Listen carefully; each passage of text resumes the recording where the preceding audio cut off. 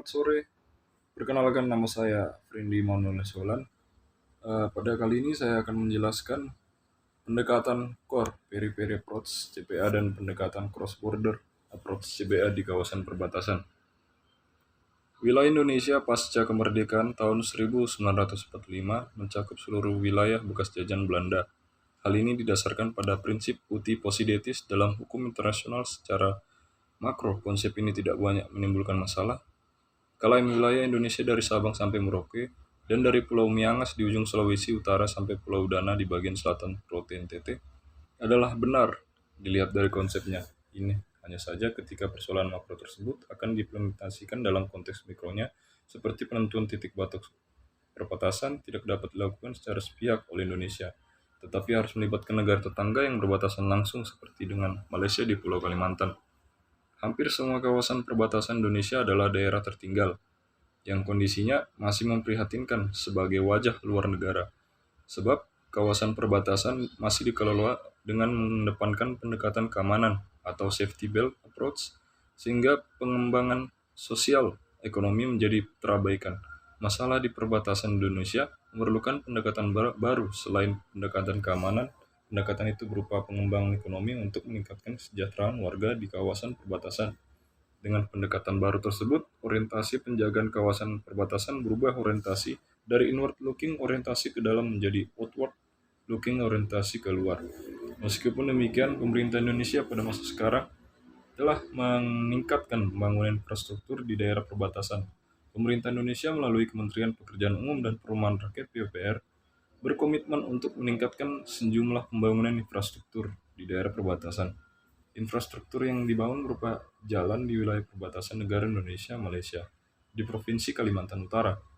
Jalan ini dibangun untuk meningkatkan konektivitas antar wilayah. Kemudian Kementerian PUPR terus melanjutkan pembangunan pos lintas batas negara atau PLBN terpadu disertai dengan sarana prasarana penunjang dan jalan perbatasan. Ini tercatat ada sekitar 17 perbatasan atau PLBN yang dimana perbatasan tersebut adalah perbatasan darat.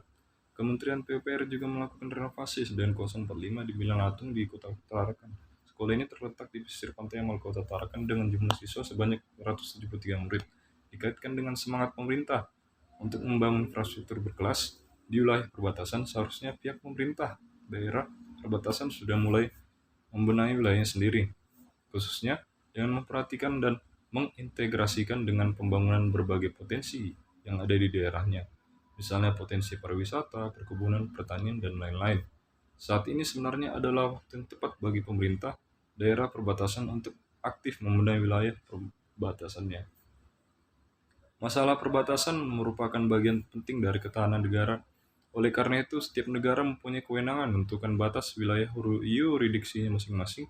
Namun, karena batas terluar wilayah negara senantiasa berbatasan dengan wilayah kedaulatan negara lain, maka penetapan perbatasan tersebut harus memperhatikan kewenangan otoritas negara lain melalui kerjasama dan perjanjian bilateral. Contohnya dalam bidang survei dan penentuan batas wilayah darat maupun wilayah laut antara NKRI dengan negara lain selama ini telah tertuang dalam bentuk MOU maupun perjanjian-perjanjian penetapan garis batas laut antar negara. Berkaitan dengan itu, Undang-Undang Dasar 1945 hasil amandemen, khususnya dalam pasal 25A, memerintahkan perbuatan undang-undang kepada pemerintah untuk menentukan batas wilayah negara yang dapat dijadikan pedoman dalam mempertahankan kedaulatan NKRI, memperjuangkan kepentingan nasional dan keselamatan bangsa, memperkuat potensi, memperdayakan dan mengembangkan sumber daya alam bagi kemakmuran seluruh bangsa Indonesia. Pendekatan yang dapat dilakukan dengan pembangunan wilayah perbatasan ada dua, yaitu yang pertama, Core Peri-Peri Approach (CPA). Pendekatan ini mengarahkan perlu adanya kota yang berfungsi sebagai pusat pertumbuhan agar mampu mendorong terjadinya pergerakan pembangunan ekonomi bagi daerah-daerah sekitarnya. Yang kedua, Cross Border Approach atau CBA. Pendekatan ini lebih mengutamakan pola kerjasama antar daerah perbatasan untuk saling mengambil keuntungan dan mengembangkan wilayah perbatasannya di masing-masing negara. Pola kerjasama ini dapat dilaksanakan pada wilayah dengan karakteristik sebagai berikut: adanya perbedaan konsep pengembangan sosial ekonomi dengan wilayah negara tetangga, dan adanya keterbatasan jaringan penghubung baik jalan maupun telekomunikasi di kota yang merupakan pusat kegiatan. Kemudian menurut perspektif pemerintah Indonesia di perbatasan harus melalui pendekatan core periphery approach CPA yang dimana pemerintah bukan hanya memperhatikan wilayah perbatasannya, tapi juga wilayah pusat kabupaten atau kota. Sebab kawasan perbatasan merupakan kawasan strategis dan vital bagi sebuah negara. Kemudian secara geografis umumnya memiliki potensi sumber daya alam dan peluang pasar, serta kedekatan jaraknya dengan negara tetangga. Jika melihat wilayah perbatasan, sebagian besar perbatasan di Indonesia merupakan kawasan tertinggal dengan sarana dan prasarana sosial dan ekonomi yang sangat terbatas. Hingga saat ini, walaupun telah banyak perubahan dari segi pembangunan infrastrukturnya, ada beberapa kasus di mana masyarakat di Indonesia lebih memilih untuk pindah ke warnegaraan ke negara tetangga karena merasa mendapat kehidupan yang jauh lebih baik dibanding tetap tinggal di daerah tersebut. Indonesia memiliki peluang ekonomi di beberapa kawasan yang sebenarnya telah terbuka lebih besar dengan berlakunya sejumlah perjanjian internasional, kerjasama ekonomi regional maupun bilateral, serta kerjasama subregional tentunya perlu menjadi pertimbangan dalam upaya pengembangan kawasan perbatasan. Dalam konteks ini, saling keterpengaruhan ekonomi antara kedua sisi wilayah perbatasan memang tidak bisa dihindarkan. Kondisi ini terjadi sejak di masa lalu sebelum negara modern terbentuk. Hubungan antar masyarakat perbatasan telah ada. Kemudian, dalam rangka melaksanakan berbagai kerjasama ekonomi internasional, Indonesia perlu menyiapkan berbagai langkah seperti kebijakan dan program pengembangan yang menyeluruh dan terpadu. Dengan demikian, Indonesia tidak akan tertinggal dari negara-negara tetangga, di mana ketertinggalan itu menyebabkan sumber daya alam di kawasan perbatasan tersebut keluar sehingga masyarakat dan pemerintah tidak mendapat keuntungan, serta munculnya pemberontakan yang dilakukan oleh masyarakat perbatasan. Selain memperhatikan perbatasan, wilayah yang harus diperhatikan adalah wilayah pusatnya terlebih dahulu, karena perbatasan kawasan pusat pemerintahan adalah kawasan tempat berlangsungnya kegiatan politik dan administratif serta kegiatan lain yang berkaitan dengan segala hal mengenai proses berlangsungnya di wilayah perbatasan.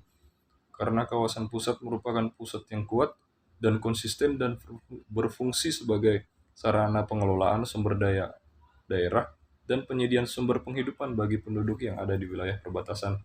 Pengelolaan perbatasan merupakan bagian integral dari manajemen negara yang secara operasional merupakan kegiatan penanganan atau pengelola batas wilayah dan kawasan perbatasan, serta wilayah pusat kabupaten atau kota merupakan pusat perekonomian wilayah yang memiliki peran besar bagi pembangunan dan manajemen, di mana kontribusinya terhadap pemenuhan kebutuhan hidup warganya termasuk wilayah perbatasan. Peran pemerintah pusat sangat penting untuk mengelola dan memproses wilayah perbatasan. Maka dari itu sangat diperlukan perhatian untuk daerah kurangnya kemampuan manajemen yang baik antar lembaga pengelolaan perbatasan dengan pemerintah menyebabkan masing-masing lembaga mengadakan acara sendiri.